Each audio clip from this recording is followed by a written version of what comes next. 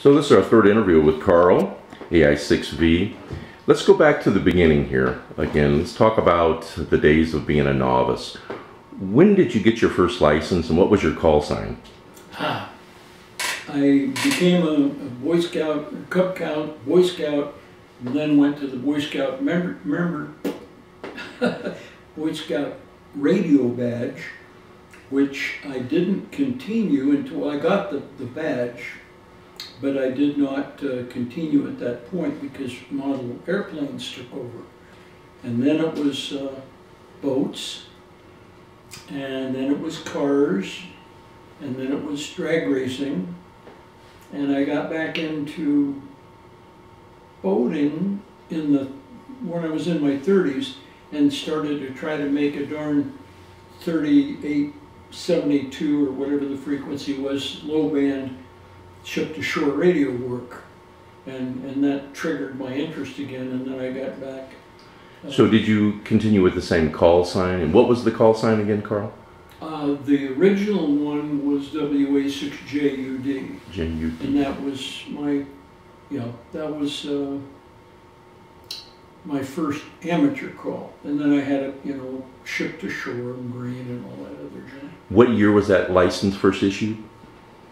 What year was the license first issued? 1968, I believe. And where did you live at the time? At Concord, California. And what age?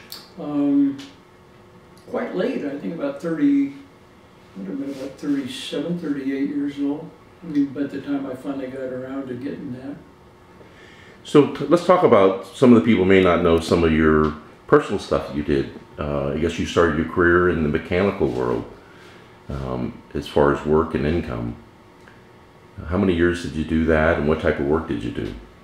Went to college, found out after a year that I wasn't suitable for anything other than being a mechanic, or that's what I wanted. I involved myself with electronics just enough to see that I wasn't going to be able to be good at the math. So I came back and got into a muffler and brake shop, about 10 years of it, in a partnership that fell apart, and then I got into an equipment rental business when I was about 30 and put in 40 years of that business. Did pretty well at it, had 3 other businesses along with it, so I had an awful lot of fun with business. And just took time enough off for the contest, pretty much, and then pretty soon when the time was available and I started going out when I could, set up a multi up in Northern California that we had some fun with about 1980, and it's been just a huge part of my life ever since then, and all the people that have done well at it and that I respect, I've taken quite fondly to, and some of them even to me. So it's been good. So let's talk about some de-expeditions. Some of the guys may not have known how many de-expeditions you've been on over the years. I didn't do de-expeditions as such. I set out on little mini vacations to do a contest. Mm-hmm. So I went to 6, 8, 10 of the in and around and about Hawaii, Canada, Mexico, VP2M, 6Y5, Bermuda, if I didn't say, and just most of the stuff that you could get in close and do, and then decided, the place that seems to be hot is Aruba. So I went down there on the same year that I did my first de-expedition. I went to do ARRL phone in Aruba in 1986, and I can't remember, I think I placed either first or second world, and then decided to go with the boys out onto Clipperton, and found that to be quite an experience. One that I'm sure at that point in time I wasn't really ready to do again. So tell me a funny story about Clipperton de-expedition. Oh It was, ah, geez, it was thick. Fun shows. There was a guy that was a chiropractor, and he brought along his beautiful girlfriend, and on the trip, he and she only on the board, the only woman, she would proceed to take some of her duds off most of the time during the day. And by the time we got down to the end of that trip, these poor buggers were tripping on their tongues, and Becky was moving around the back of the deck.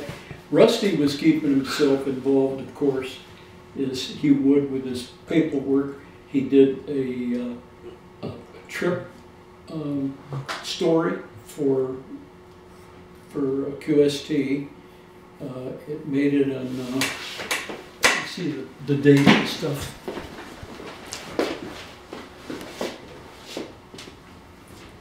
What was that? September of 80.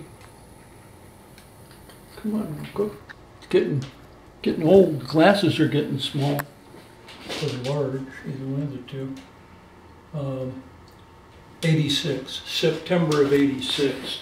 He wrote the article, and then he did a bunch of stuff which was kind of fun, which was following up in my old VHF footsteps.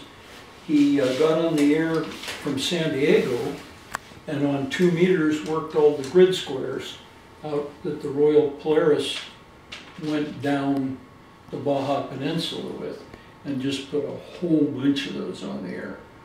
And